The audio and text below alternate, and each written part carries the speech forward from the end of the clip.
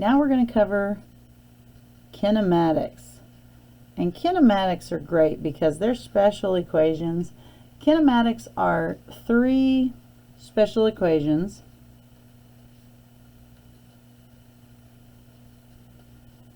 that we can use that relate displacement, velocity, acceleration,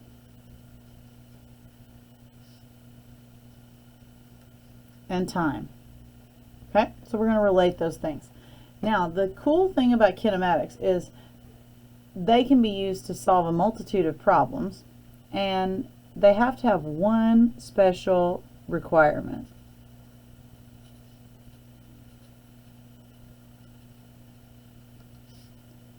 Acceleration must be constant.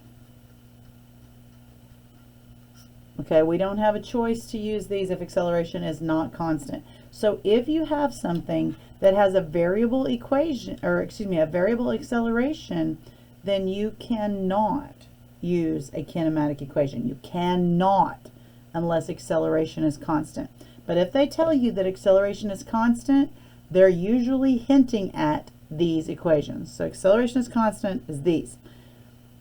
And we have 3. The first kinematic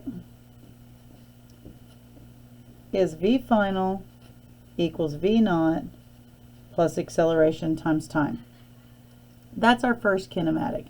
That is nothing more than the acceleration definition. If you rearrange this, you get v final minus v naught over time. And that is the definition of acceleration. The second kinematic is built, and I'm not going to build these today because we're just kind of going to go over what they are because we're going to use them in their form. And if you're taking the AP Physics C Mechanics test, they are on the equation sheet. There's v final is v naught plus at. You notice these have vx and vx naught and ax because they're telling you this is dimension specific, because an acceleration in the y does not affect velocity in the x and vice versa.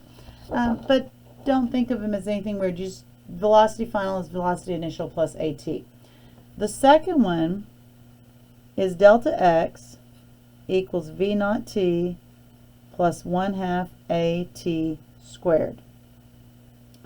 The third one, which is built from these two, we take these two, we solve for time in one of them, plug it in the other, and we solve it. We get v final squared equals v naught squared plus 2a delta x. So how do I decide which one to use?